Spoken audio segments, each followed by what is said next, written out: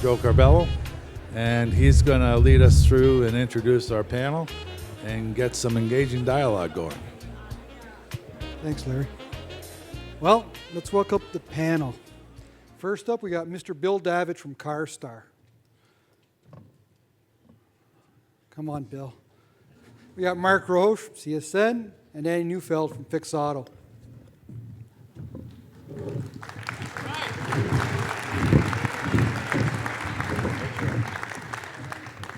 Look me in the eye, Bill. I got to talk to you. So we can see that there was obviously 87%. That's a lot, Bill. That's a big number for you, isn't it? 87% of the people here want to see some sort of segmentation. So should we adapt standards similar to CIC draft Class A facility standards? There's a microphone there, Bill, if you want to talk into it. 100%. Matter of fact, I think we're late on it. I think a lot of the stores, shops in the room right now are being pressed, at least a lot of the people I talk to, are being pressed into making decisions based on KPIs versus proper way to repair the vehicle, putting us in a bad position. I don't think we're taking the driving public's interest in at the foremost as it should be. Understand or have them understand it's a continuous learning process in this industry now. It's not something that we get trained for and we take a couple of courses over 4 or 5 years. It's continuous training with all this new development. So we are definitely looking at a new breed of technician, and the landscape will definitely change in the near future. Bill, what do you think the landscape for repairs will look like in 3 years based on the expected increase in advanced materials? I don't know. It's scary.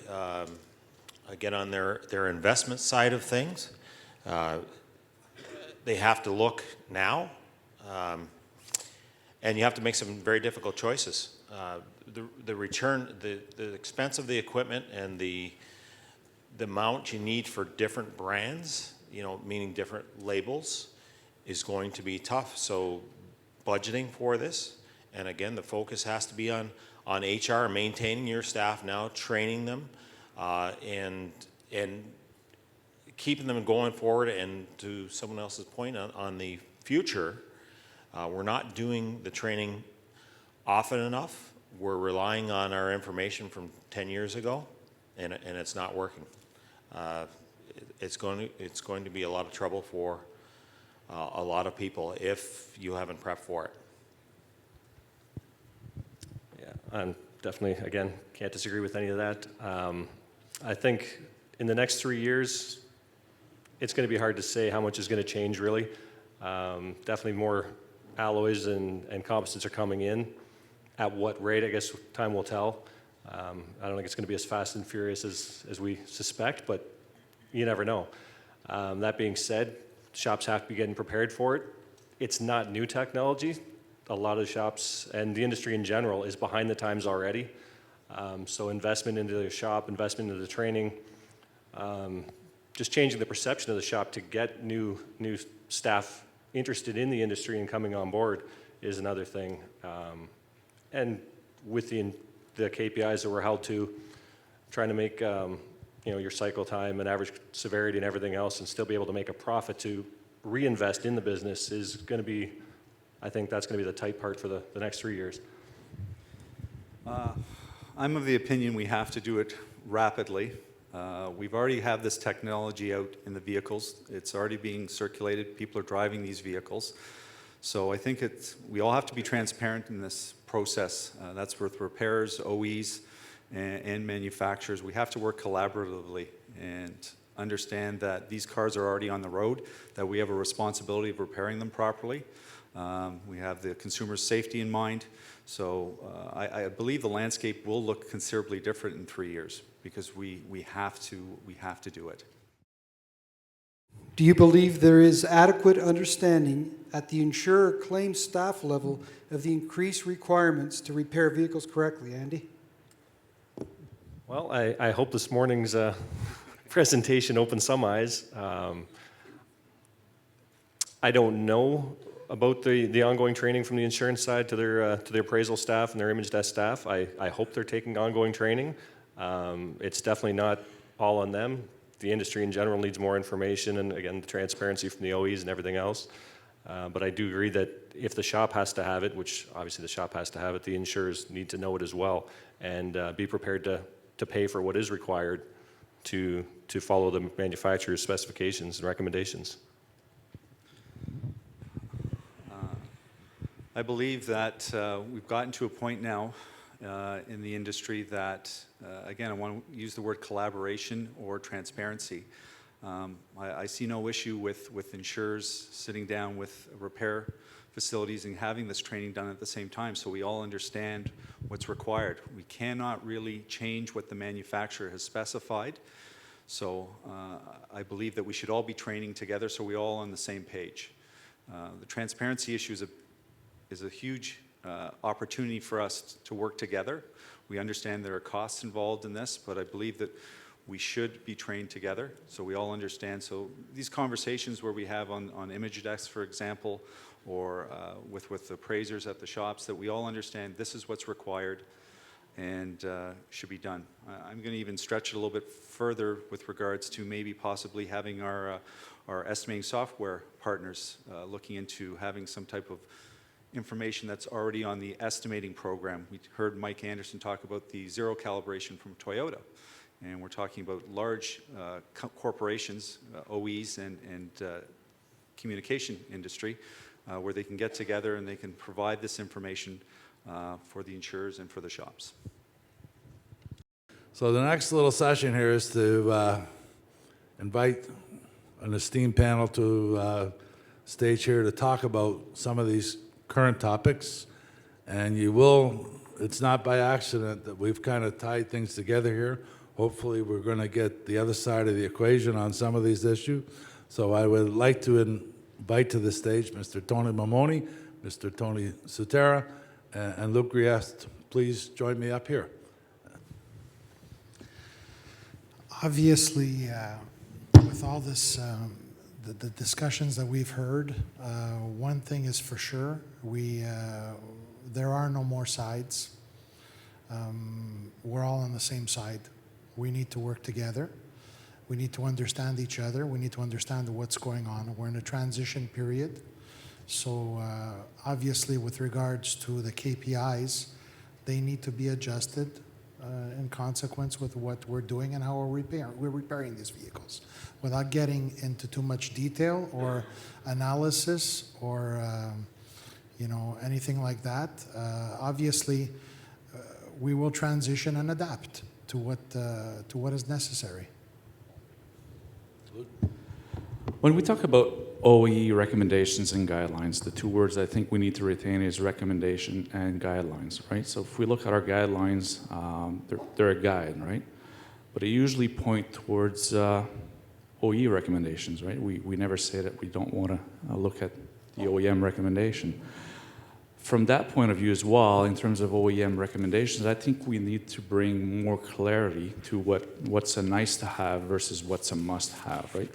So from our point of view, that's what we're looking for in terms of collaboration with the OE. And we've been talking to the OE stakeholders as well in terms of collaboration. And there's going to be more as well. And it's nice to see as well a great turnout at the CCIF and a great turnout from the OE representation as well, because we didn't see that before. So I think there's going to be more collaboration, and I think it's exciting. One of the key performance indicators that is top of the house for us, it's not cycle time, it's not your parts usage, it's not some of the other things that are specific to the repair itself. It is about the customer service. And Luke, I wanted to build on that because really that is first and foremost. And when you talked about brand, you had brought that up, and Mike brought it up earlier today. That is of utmost priority and importance to us. The OE manufacturers are looking to protect their brand and sustain their brand with those clients on the next purchase and the purchase after that. We, in turn, are looking to retain those clients. Yourselves as repairers are not only building your brand each repair at a time, but you're looking to have them come back to your facilities down down the road. So, for us, when we think about KPIs, it's not just about severity and the lowest ultimate cost. It's really about the customer experience. So, in terms of training, we do have we have a budget for continuous improvement for our staff in terms of training. I think we need to we continue to encourage it time after time. So whether it's from ICAR or other stakeholders, this is something we support. Although we do not on our end repair the vehicle, we need to ensure that we facilitate the right conversations to ensure that we have a safe repair for our customers. Will the collision industry continue with the one-size-fits-all? And we talked about that today, where we can see that they're going to have to, I guess, segment even the repairers themselves only working on certain models. So I see that vision going forward, and obviously we talked about it all day today. I think that'll come to fruition at some point in time. My second bullet point is, will the collision repair facilities need to align with only certain OEM brands? It was a big topic today. So I can see collision facilities, I'm sure you guys can all see within your facilities, you're not going to be able to service 10 different brands. You're probably going to be able to service 4 or 5 different OEs and be very good at it, because there's no way we can keep up with the technology. There's no way you're going to train your people to know 10 different brands. So you might have 5 folks trained for 5 different brands. It's one of the things I see coming up. We talked about the technicians. They're going to be highly trained. So they're going to need that educational component and that, they're good with their hands component as well. So these people are going to demand a premium.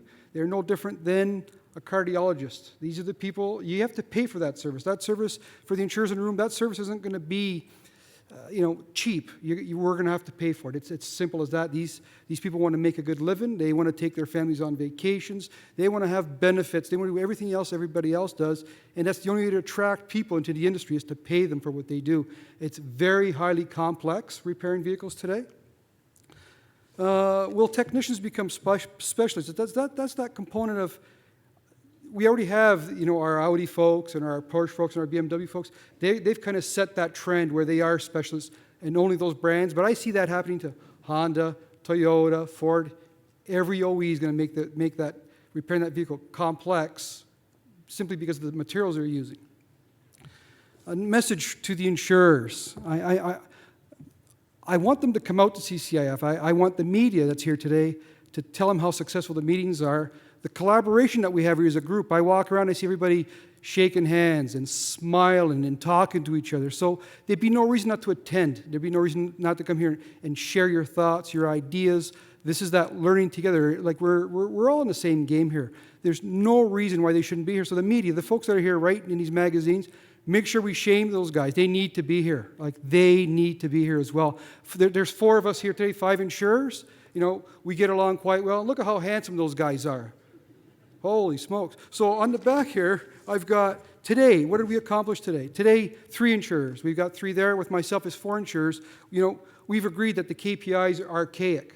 That's a huge thing that we've overcome today. 2 years ago, everybody thought their KPIs were the best and they knew everything. Well, we've agreed today that in collaboration with the collision industry, we can come up with better KPIs, better ways of measuring what you guys do. Because do we really know what you do? No, not till we get in there and do it ourselves. We also today, what did we do here? We all agreed that the OE repair specs, for some reason, why can't we have all this stuff? And we talked about it. This is a wish, but why isn't it embedded in one system? Why does anybody have to look in 10 systems to find out how to replace that rail? Why aren't the OEs working with the service providers? We know who they are, great folks, Autotex and Mitchell, CCC in the US.